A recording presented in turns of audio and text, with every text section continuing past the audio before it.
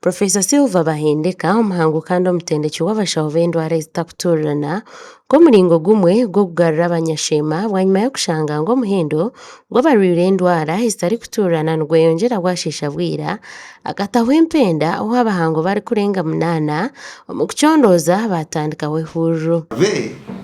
Twagira ngu omwe ahari bana batano yasi emyaka 18 narwara pressure and ekyo tukakishobora twagira ngu ebikongera pressure omu bantu aba blacks abajungu tubakine nkirigirira omu genes nkirigirira omu bahangwa ba Africans barwara pressure. Tana n'ebyagambwa haruguru endyambi hakoraguza omu bafumu bagasigaho amarwaro ne bimwe ahabikongera endwara.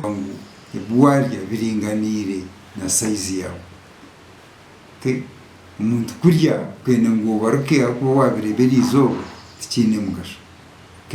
Na n'ente yarya ebinyansi neegomoka. Wagihereza ebiringaniire ogomoka nikumaho.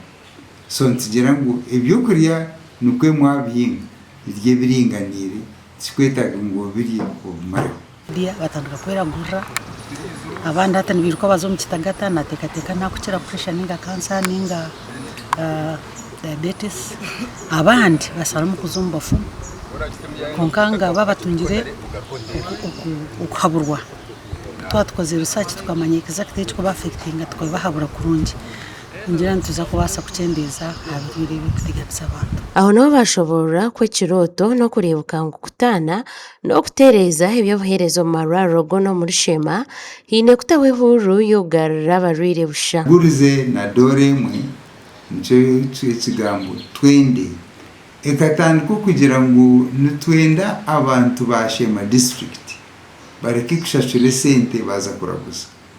Nitukimanya ngu kushashura esente baza kuraguza nikizibira omuntu kuza kuraguza nubwo kuba ziine ebindi ezibaire zibiteekateekire tizakuza kuraguza ki pressure. Abanyadiini abaronzirwe kwebembera ihuriro egi hiine nabo ebibashobora okakozese kurungi kuyamba n'okuyamba bagyenzi baitu kandi ekyamuheru omunsi omu twine ekihembo ekyokukira ebihembo byona nogw'amagara waba okiine omwisyo ebyo nibyo byakureka.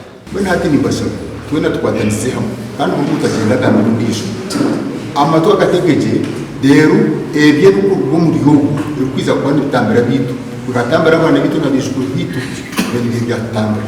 Otyo district kadhi wa Shema Sheikh Sulaiman Kafeero nikwo kurabura. Omugisha tiine obukozesi obumwe omuntu takubasa kumanya ekintu ekirungi ekyaine kureka kyaheza kumushyoko omu ngaro twikirize dokita nk'oku yabigireyo akagira ngu nanda kwirukangirira abantu baitu nitwe tutemu amaani kureebeka ngu omurimo gwa dokita twagumworore yenda kushaba buri muntu weena aryaba ahabw'okwenda kwisya buri omwe obuheereza n'engiri erikwetegerezibwa bagozire katuuni erikwegyesa emiringo ei omuntu aine kuryamu n'ebyo aine kurya. Twine kucendeeza shukaari za buto omunyu n'ebyokurya bipakingire nibireeta emirwire nga za pressure shukaari zitemba zikwita kare zikyendeeza kandi zitwibaho obwire. Abo bwahati kutaana aha kucondooza bombekire ekyombeko Rugogoma ahari Kabohe Health Center ya Kana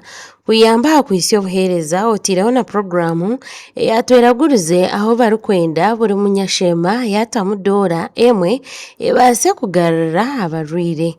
Amakuru aga gashakwa Gerald Tugume omu Rushema. Okay.